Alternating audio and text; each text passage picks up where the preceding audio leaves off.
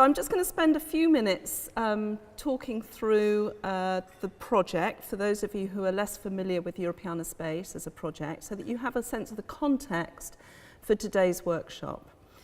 We are a best practice network, and we are now in our second year, and it's a 3-year project overall. And I'm sorry, the screen isn't terribly big, and the light on it means that you probably can't read it terribly well, and I'm sorry for that. I'm sure we can make the slides available if anybody wants to see them. And I should say at the end, of course, of my presentation, there will be the link to the website for the project, so any of this information is readily available on the website, so apologies for that. So the network, it's a very large network. You can see at the bottom, well, you can't really see, but you can almost see the geographical coverage of the project, which is pretty extensive, across 13 countries across Europe, with 29 partners representing SMEs, cultural bodies, memory institutions, broadcasters, national cultural agencies, centres of excellence in multidisciplinary research, including universities. So we really do cover a very broad sweep of the creative and cultural industries across Europe. Our scope and overarching objectives of the project, as Tim mentioned, is to increase and enhance the use and reuse of digital cultural content by creative industries, with a special focus on the use of Europeana, Europeana being the very important digital portal to a wide and rich range of cultural artefacts and objects from numerous European contributors, and by delivering a range of resources and instruments to support their engagement. And importantly also to create new opportunities for employment and economic growth in the creative industries.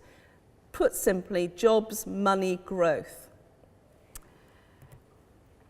So our strategic objectives within the project, first of all, to establish 3 spaces to support the engagement of creative industries with digital cultural heritage. Technical space, the content space, and the innovation space. And we'll be looking at that in detail today with our IPR focus. Central to the project, at the core of the project, are 6 examples of creative applications based on 6 pilots, as well as, very importantly, 4 demonstrators for educational purposes. Our objective is also to set up a very open network across the consortium, and, very importantly, to provide opportunities following a series of hackathon events for incubation, exploitation of outputs to be placed on the real market. So we're talking about this way in which we can enhance the growth of creative and cultural industries, thinking about how do we value the knowledge and the discoveries we find through the project, and how do we think about value. It is partly about money, but it's not only about money. So in other words, how can what we develop support creative industries thinking differently maybe about their business models, about how they start to reach new kinds of audiences that reflect back on working practices and so on. So our 3 spaces, as I mentioned, the technical space, which is primarily around the infrastructure and tools for content access, use and storage. The important one for today is the content space, so we're thinking about the rights management. How do we deal with these complex, challenging, but also enabling questions of IPR so that we can exploit digital cultural content? And also the innovation space for the valorization and exploitation within the creative industries. And it's very much about how those 3 spaces interlink. How do they connect together? How do they speak to each other, which is really important for us in the project. So our pilots cover 6 particular areas within the creative and cultural industries. Of course, we're not doing everything, but it's a pretty broad coverage. We're looking at Europeana TV, photography, dance, games, open and hybrid publishing, and museums. Each of these has its own particular focus, but there are also some interesting connections being established between these pilots as well. So there's some joint work going on.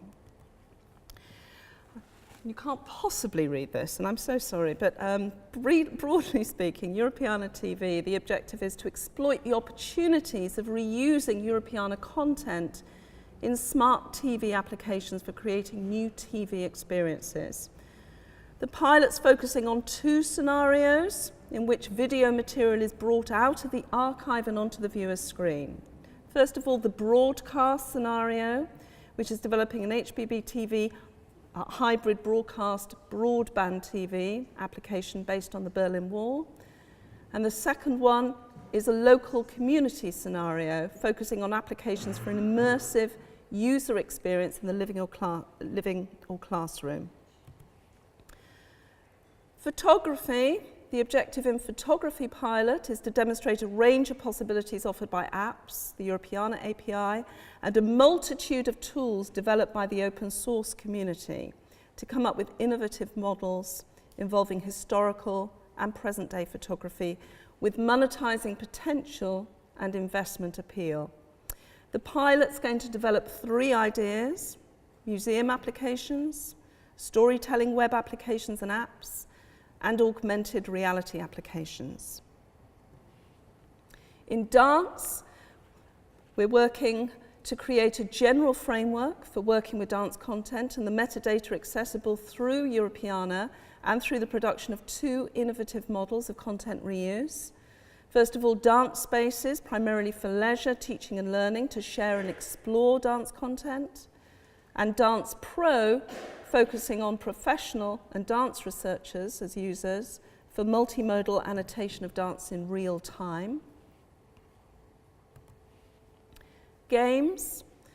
The objective for games is to examine how the highly engaging principles of gaming can be applied to digital archives and their content in order to create new prototypes for future games applications.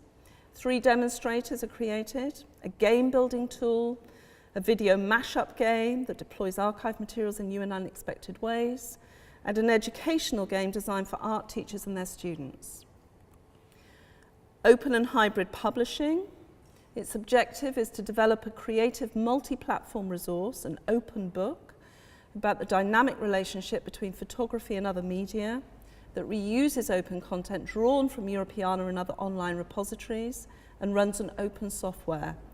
Titled Photomediation, an open book, it aims to both popularize the availability of online image-based resources with CC BY license or similar, and to devise an alternative business model for using open and hybrid publishing for digital image-based heritage, sharing it with educators, students, publishers, museums, galleries. Museums. The objective is to create ready-to-use solutions for content and exhibition curators, but also for end users, leveraging on the multimedia contents available in Europeana combined with web-based and mobile solutions. 2 distinct products are the result: a toolbox, a web-based application dedicated to museum curators for the design of brand new educational videos and promotional worksheets, and the Blinkster mobile app, able to enrich the exhibitions with Europeana contents for visitors' education and entertainment experiences. So you can see within the pilots there's a lot of work to be done. We're already well into our work and developing these applications. And alongside and working very importantly with us are the demonstrators, the work on the demonstrators, which are dedicated to showing best practice for educational purposes. We have the Caffafi Literature Library. We have the Irish Poetry and Folk Tales, we have the photographic investigation of works of art, and the archaeological built and 3D heritage demonstrators. And again, all underway. So, our impact and our beneficiaries. So we're hoping to have impact in a wide range of creative industries, across the creative SMEs, the larger players within the creative industries, individual and independent creators and artists, the education sector, cultural institutions, and other social and economic activities. So ambitious. So our project events, as I said, we're into year 2, and this is our timetable as it currently stands. We had our first major conference in the autumn in Venice. Some of you were with us, of course the partners are with us. Today, the second on the list, here today, our IPR workshop here in Coventry. Later in the month, we have our technical workshop, and there's information about that if anybody wants to join us for that in Brussels. The other events are yet to be finalised in terms of specific dates, but we're looking towards the end of the year, in December probably, for our midterm conference, which may well be in Tallinn in Estonia. And then our pilot demonstrators and hackathons are moving forward. Our first one is in May in Amsterdam, the TV hackathon. And then we move forward into all the other hackathons or hackathon type events. They all have their own particular kind of focus and direction. And the important thing with the hackathons is they're situated within a particular city in a particular country in order to draw in the experts, the creative experts in that community that sits around that activity, so that we can start to reach, the project can reach much further across Europe. And then by September 2016, we will have selected our winners from the hackathons, who will be given the opportunity to join us for a series of monetising workshops here in London, which will help them think about moving their initial ideas through into business modelling, which will take them further into incubation and support from there on. And then we will have a best practice for education workshop, concluding by the end of 2016, our final conference in Berlin. So there are many more opportunities for those of you who are joining us today to take part in our future events. So in summary, Europeana Space, we're creating an open environment for the development of a rich set of user-validated applications and services based on digital cultural content, a critical mass of digital objects. A new large digital cultural heritage community with special focus on creativity and, most importantly, the reuse of digital cultural content. And an innovative network of allied partners who share the same big mission of unlocking the potential of digital cultural heritage across Europe. And just to finish, here is our website, our blog. So do follow us. And there you will find out much more about the project, our activities, our events, and the information that you can't read today on the slides, you'll be able to find there as well. And there we have it. Thank you very, very much.